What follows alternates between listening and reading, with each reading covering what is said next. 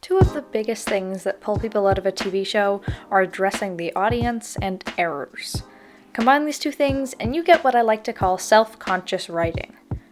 This occurs when a TV show or movie has some sort of fault. The writers know it's a problem, but instead of fixing it, they make a character point it out. Okay, look, the city is flying.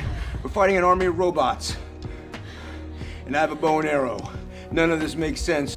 The fault can be as small as an unimportant plot inconsistency, or as big as an offensive joke. In the former case, this is rarely a problem.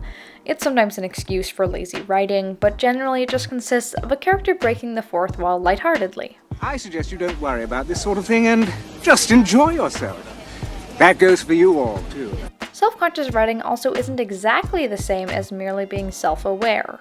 You sly dog! You got me monologuing! It specifically applies for problems that should be fixed but aren't. Sometimes all this leads to is mediocre writing.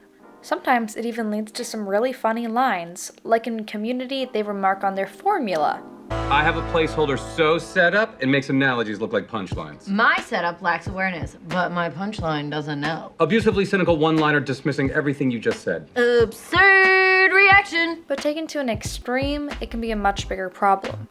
Let's examine that by looking at two shows, Riverdale and Community. In Community, a show that I've made a million videos on, the consistent meta jokes of Abed Nadir are generally quite funny. It's a bottle episode. But when it comes to diversity within Community, his jokes can fall flat, as can the jokes of all the other characters.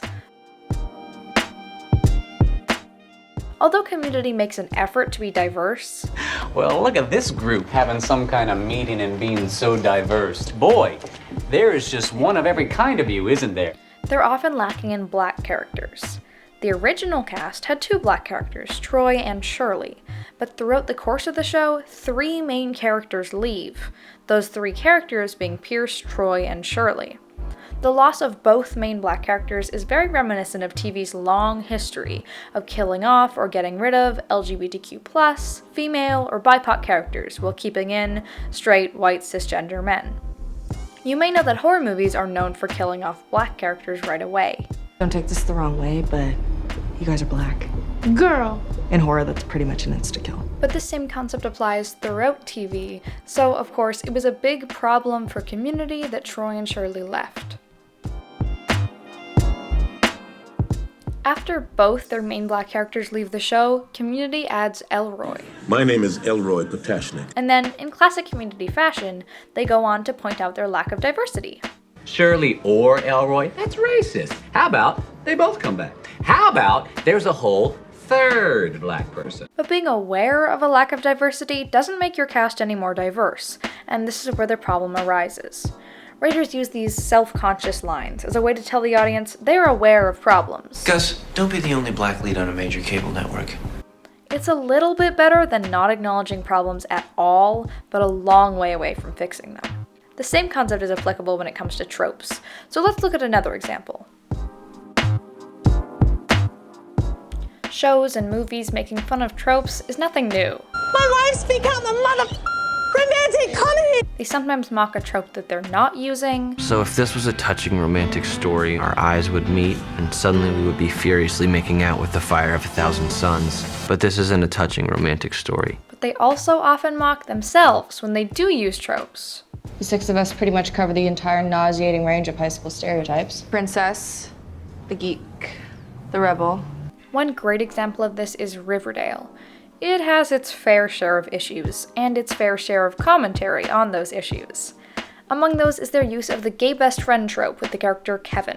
Veronica Lodge, Kevin Keller. Veronica's new here, Kevin is gay, thank God. Let's be best friends. Although this can be demonstrated throughout the show, it's most directly addressed in the very first episode in this exchange. Is cheerleading still a thing? Is being the gay best friend still a thing? This is partially just in there as a quick joke, but it's more importantly the writers of the show addressing the audience.